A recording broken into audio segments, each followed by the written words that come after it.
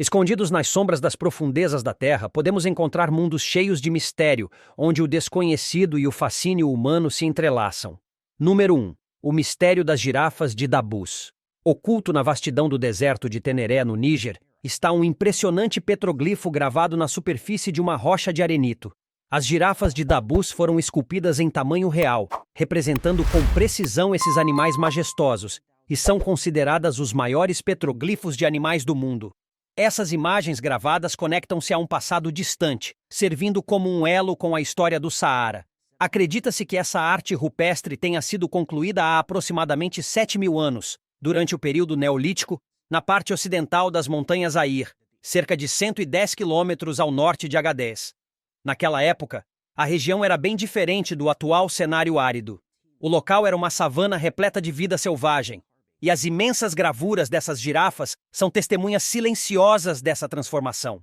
O petroglifo retrata duas girafas, sendo que uma delas se destaca com sua impressionante altura de mais de 5,5 metros. Cada detalhe foi minuciosamente representado, desde as manchas características da pele até os chifres e até mesmo os cílios dos animais. A técnica utilizada para criar essas imagens envolveu alisamento, gravação e raspagem da rocha. No entanto, o que adiciona ainda mais mistério às girafas de Dabus são as estranhas linhas que parecem sair de suas bocas e se conectar a uma figura humana. Alguns estudiosos acreditam que essas linhas podem representar uma forma primitiva de comunicação ou até mesmo um vínculo místico entre os habitantes da época e a fauna local. Outra possibilidade levantada é que essas marcas indicam uma tentativa de domesticar girafas. E essas duas girafas não estão sozinhas. O local abriga mais de 828 outras imagens esculpidas, das quais 704 representam animais como gado, leões, antílopes, gazelas e outros. Apenas 61 dessas figuras são representações humanas. Sabemos o que são as girafas de Dabus, onde elas estão e como foram feitas. Mas qual é o verdadeiro mistério por trás delas? Além da conexão enigmática com figuras humanas, a maior incógnita gira em torno da identidade de seus criadores. Apesar de serem cultural e historicamente significativas e terem sido amplamente estudadas, ninguém sabe ao certo quem as esculpiu. Acredita-se que tenham sido criadas por pastores que habitaram a região entre 6.000 e 8.000 anos atrás, durante o período úmido africano. Entretanto, não há registros arqueológicos suficientes para atribuir a obra a um grupo específico. Muitas vezes, na arte rupestre, os artistas acabam se perdendo no tempo, mas uma descoberta feita em 2001 pode oferecer algumas pistas sobre as populações que viveram ali. Esse achado, chamado Gobero, localiza-se em outra parte do deserto de Teneré, ao sudeste das montanhas Air. Em Gobero, arqueólogos encontraram um dos mais antigos cemitérios já registrados, sugerindo que os habitantes daquela época tinham estaturas elevadas, chegando a medir até 2 metros. Algumas sepulturas continham joias feitas a partir de presas de hipopótamos, e foi identificado que esse grupo cultural possuía uma economia baseada na pesca, incluindo espécies como perca do Nilo, bagres e tartarugas de casco mole. Eles também caçavam hipopótamos e pequenos carnívoros. A evidência indica que a região começou a se tornar inóspita por volta de 6.200 a 5.200 anos atrás, forçando seus habitantes a migrarem. Embora não se possa afirmar com certeza que esse povo foi o responsável pelos petroglifos de Dabus, seu estilo de vida e cultura fornecem um vislumbre do mundo naquela época. Em 1999, um molde das girafas de Dabus foi feito, e uma cópia em alumínio foi instalada no aeroporto de Agadez. Infelizmente, essas gravuras estão sofrendo com a deterioração causada pelo tempo, pisoteio e até vandalismo. O local foi listado como um dos 100 sítios arqueológicos mais ameaçados do mundo. As pesquisas continuam na tentativa de desvendar não apenas o significado das figuras humanas conectadas às girafas, mas também a identidade daqueles que criaram essa impressionante obra de arte há milhares de anos. Número 2. O mistério da Pedra Rúnica de Kensington. A Pedra Rúnica de Kensington é uma laje de pedra medindo 76 centímetros de altura, 41 de largura e 15 de espessura, encontrada no século XIX no estado de Minnesota, nos Estados Unidos. Essa pedra se tornou uma das descobertas mais controversas da história. Apenas 2 fatos sobre ela não são contestados. O primeiro é que foi encontrada por um imigrante sueco chamado Olaf Orman. que chegou ao condado de Douglas em 1879. Ele descobriu a laje repleta de símbolos enquanto limpava um terreno em sua fazenda na cidade de Kensington. O segundo fato inquestionável é que as inscrições nela gravadas são runas escandinavas. As traduções amplamente aceitas dessas runas revelam a seguinte mensagem: somos 8 godos e 22 noruegueses em uma jornada de exploração vindos de Vinlândia, rumo ao oeste. Acampamos junto a um lago com 2 pequenos rochedos, a um dia de viagem ao norte desta pedra.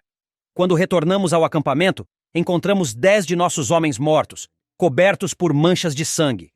A data mencionada na inscrição é 1362.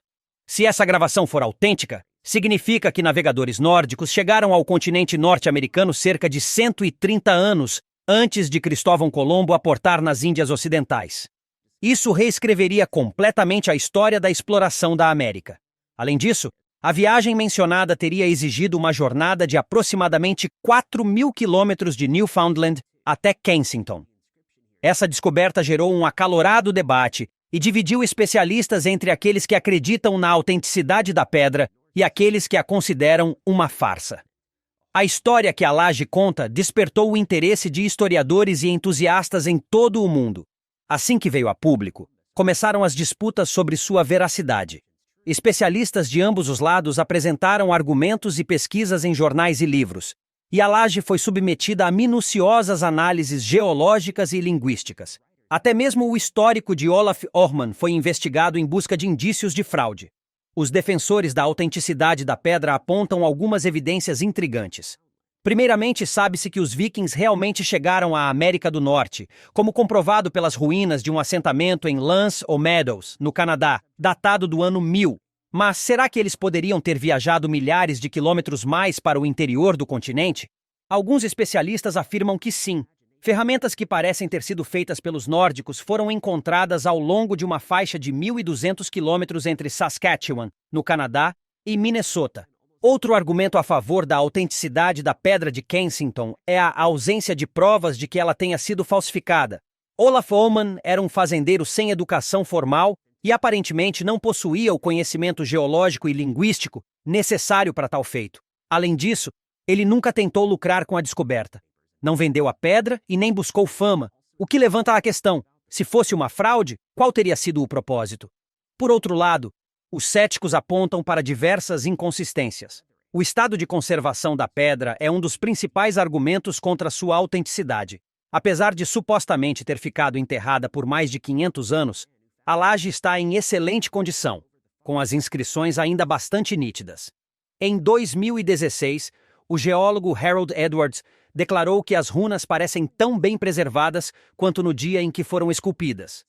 Outro ponto de suspeita recai sobre Olaf Orman. Muitos questionam se não é uma coincidência suspeita que justamente um sueco-americano tenha encontrado uma pedra que ligaria os vikings à América. Além disso, descobriu-se que ele possuía um livro sobre runas, o que levantou ainda mais suspeitas. Embora muitos considerem o mistério da pedra rúnica de Kensington resolvido e a considerem uma falsificação, essa resposta ainda não satisfaz completamente. Se for uma farsa, quem teria feito isso e com que intenção? Número 3. O mistério das casas das fadas da Sardenha. Assim como as misteriosas estruturas megalíticas da antiguidade e os enigmáticos círculos de pedra como Stonehenge, há uma outra peculiaridade arqueológica espalhada pela terra. Em algumas regiões da Sardenha, na Itália, existem estranhas formações conhecidas como Domus de Janas, que podem ser traduzidas como Casas das Fadas. Essas pequenas estruturas são tumbas escavadas na rocha há cerca de 5.000 anos pelos povos que habitaram a ilha entre 3.400 e 2.700 anos antes de Cristo. Os antigos habitantes da região usavam ferramentas rudimentares, como picaretas de pedra, para criar essas moradias subterrâneas. Foram identificadas cerca de 3.500 dessas tumbas espalhadas por toda a Sardenha. Apesar de não serem tão famosas quanto monumentos como o Coliseu ou a Torre de Pisa, essas misteriosas casas despertam o interesse de historiadores e arqueólogos, que ainda tentam entender sua origem e propósito. Embora seu tamanho pequeno faça parecer que foram feitas para seres diminutos, o mais aceito é que eram túmulos. No entanto, O que torna essas estruturas ainda mais curiosas é o fato de que muitas delas foram decoradas para imitar verdadeiras moradias. Outro mistério intrigante está nas passagens subterrâneas que interligam algumas dessas tumbas. Os túneis apresentam padrões decorativos, incluindo espirais e chifres de touro, que simbolizam o renascimento. Em alguns desses locais, foram encontradas estátuas da deusa-mãe, reforçando a ideia de que essas estruturas estavam relacionadas a rituais de vida e morte. Visitantes que tentam entrar nessas pequenas casas frequentemente descobrem que é praticamente impossível se acomodar lá dentro. Embora seja amplamente aceito que se tratam de sepulturas, algumas das construções não possuem aparência de túmulos, levantando dúvidas sobre seu real propósito. Existem também lendas locais sobre fadas e bruxas que supostamente habitavam essas estruturas, vivendo em harmonia com os antigos habitantes da Sardenha. Mas uma das maiores incógnitas envolve a localização dessas casas. Muitas delas foram construídas próximas a campos magnéticos naturais. Atualmente, moradores da Sardenha afirmam que, ao deitar-se perto de uma dessas casas por alguns minutos, pode-se sentir uma estranha sensação de relaxamento e revitalização. Esse fenômeno alimenta a crença de que existe algum tipo de energia mística associada a essas construções. Um visitante do sítio arqueológico de Mimoa relatou ter sentido uma atmosfera quase sobrenatural ao explorar as casas das fadas.